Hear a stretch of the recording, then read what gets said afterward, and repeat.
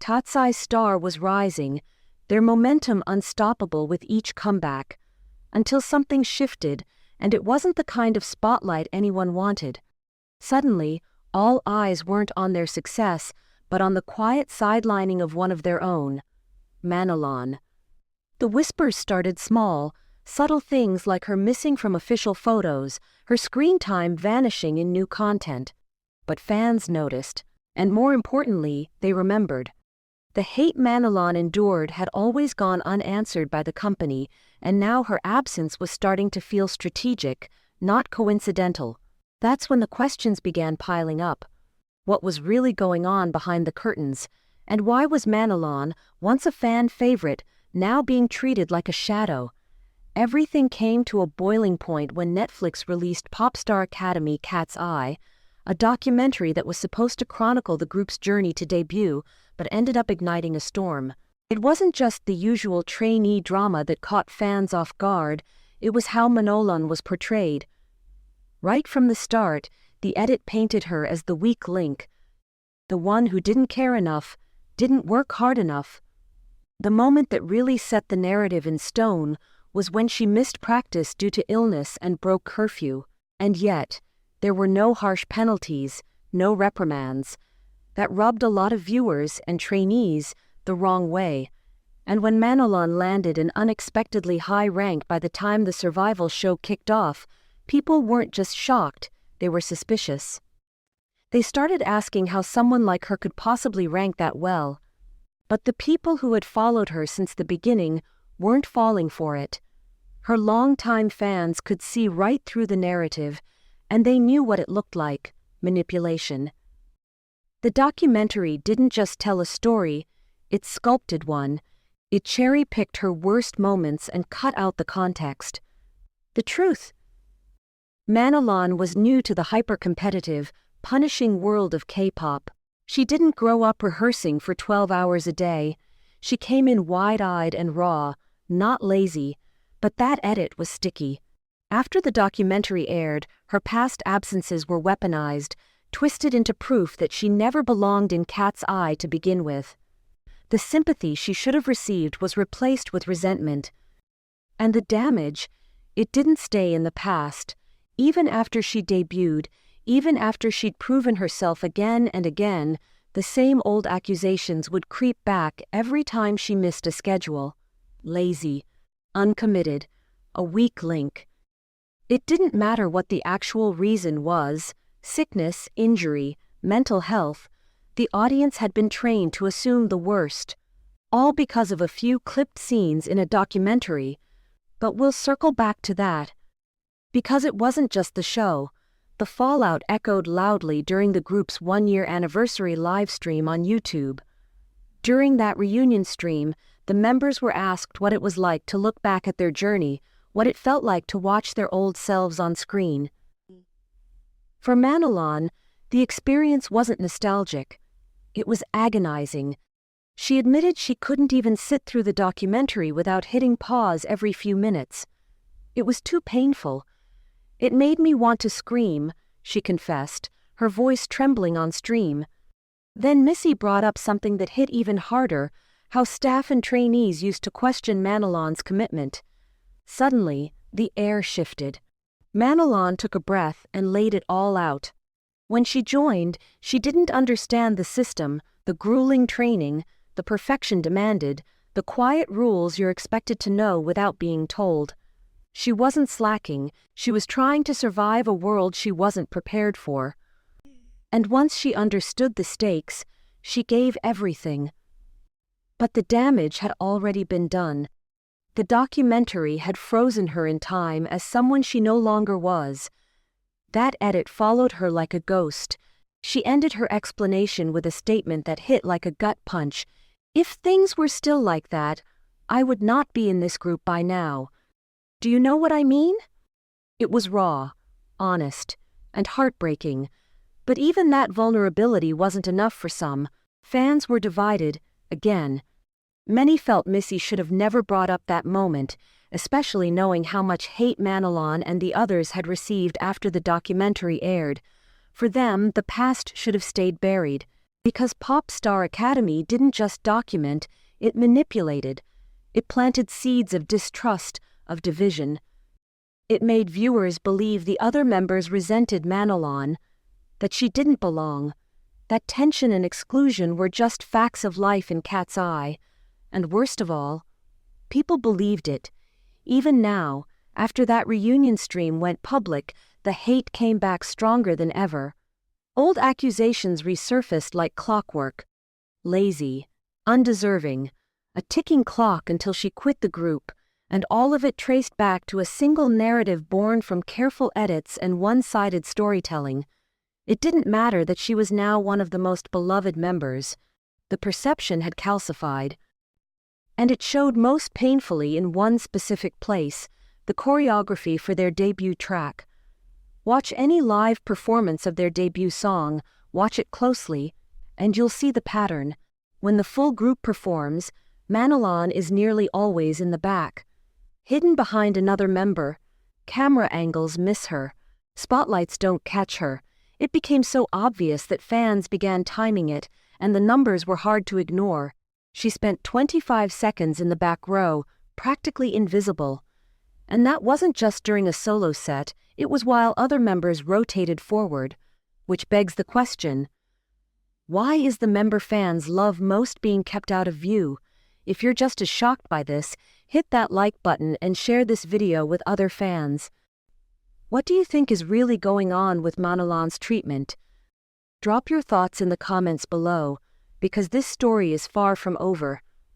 The choices being made around Manon's presence, or lack thereof, on stage started to feel less like coincidence and more like strategy.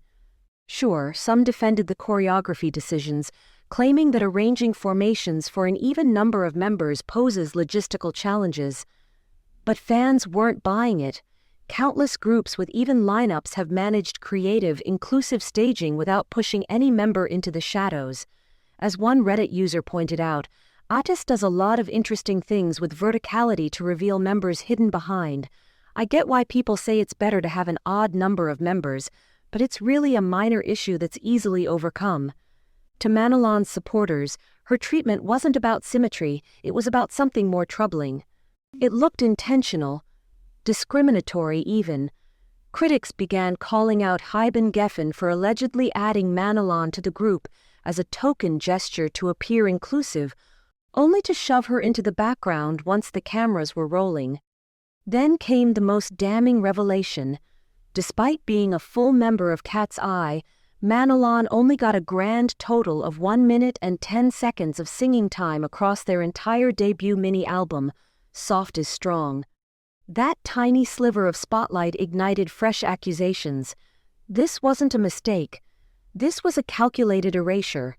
The conversation shifted again, back to that old, toxic claim that Manon was lazy. But this time, fans weren't just questioning her talent, they were accusing her of faking weakness, of dodging work. Why? Because KATSEYE had a pattern of members missing key promotions due to health issues, and somehow only Manon faced the full brunt of the backlash. Let's break it down. Daniela missed the debut performance video. Megan was absent from Good Morning America, the Kelly Clarkson show, the My Way lyrics video, and the two-sock video message. Lara was barely visible in the Game Boy music video. Manon, too, missed the Mama stage, the Genius interview, and later, the Gabriella performance video. But here's the twist. Fans understood when other members were gone. They sympathized, joked about the curse of disappearing cats, and pointed fingers at Geffen's intense schedules for pushing the girls too far. It was a fandom-wide conversation about overwork and exhaustion. Except when it came to Manon. In her case, the sympathy vanished. People claimed she wasn't sick at all, that she just couldn't keep up, that she lacked the skill, the stamina, the dedication, that she was, quite simply, not built for K-pop. And just like that, fans turned on her, spinning narratives that had no foundation in fact. They accused her of faking illness, of hiding behind excuses. Never mind that every other member had also missed performances. Never mind that health concerns were a documented pattern for the group. For Manon, the bar was higher, and the grace was non-existent. And here's the part that stings. Heben Geffen didn't lift a finger to protect her. They didn't clarify. They didn't correct the rumors. They didn't support her publicly the way they had for others. Instead, they leaned into the noise. Let the blame swirl. Let the controversy drive clicks and conversations, even if it meant letting Manon's reputation burn. Every time she missed a stage, like the Mama performance or the Gabriella video, the same old script played out. People assumed she just wasn't capable. Lazy. Out of sync, not cut out for it, and even when she was present, like in their debut performance, she was buried in the back of formations. Fans were told it was because she didn't know the choreography well enough to stand front and center, that the tight rehearsal schedule meant she had to be hidden. But here's the truth. Those excuses don't hold up. The Mama performance that supposedly overwhelmed her? It wasn't some elite-level, next-gen choreography. It was mostly cheerleading basics and a brief, punchy dance break. Manon was even seen practicing it before falling ill, proving she was more than capable of executing it.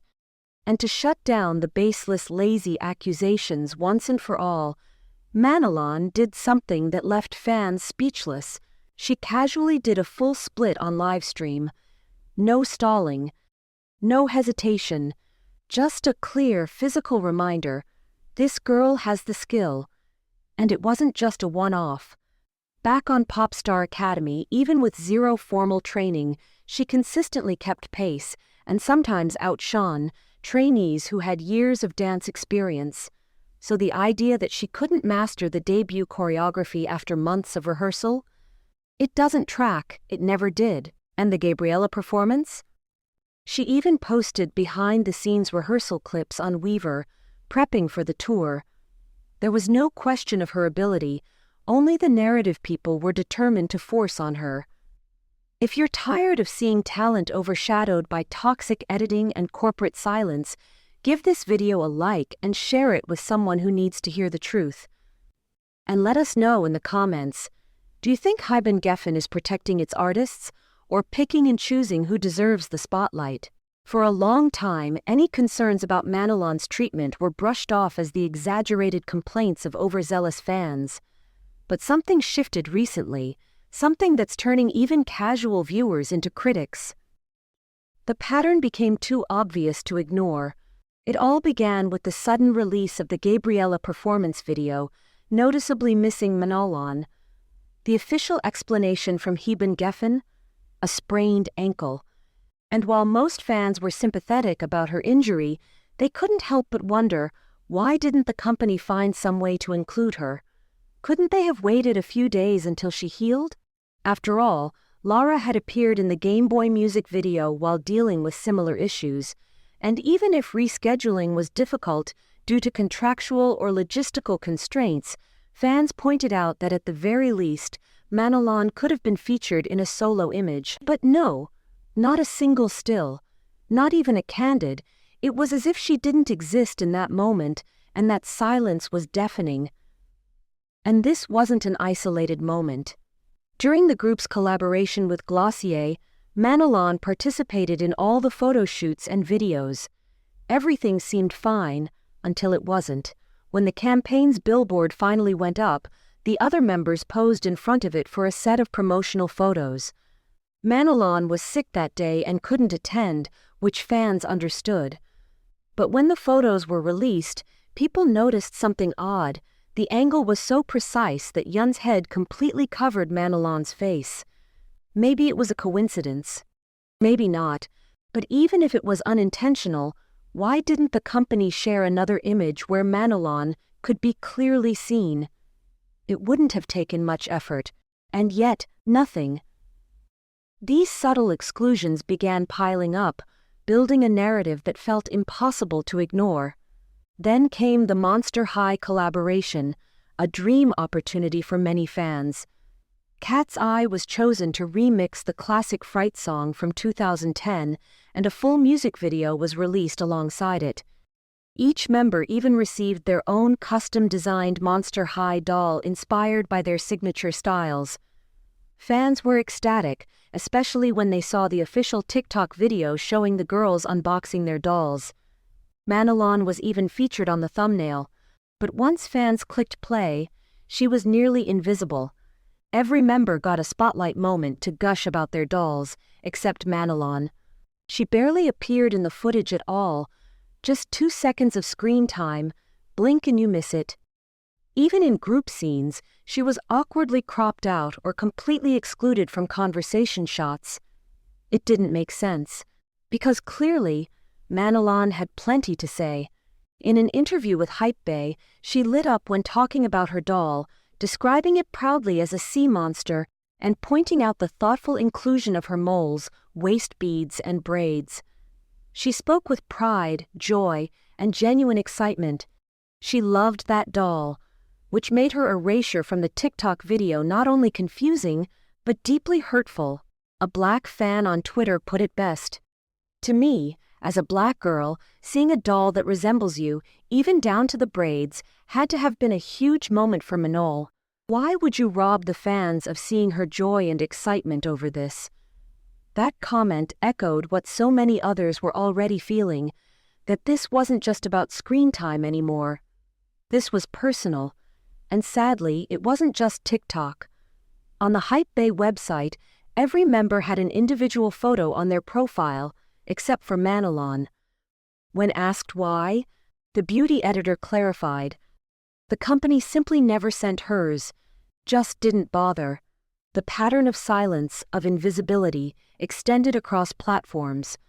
On the official Monster High Instagram, all the other members' posts about the dolls were acknowledged, liked, commented on, reshared.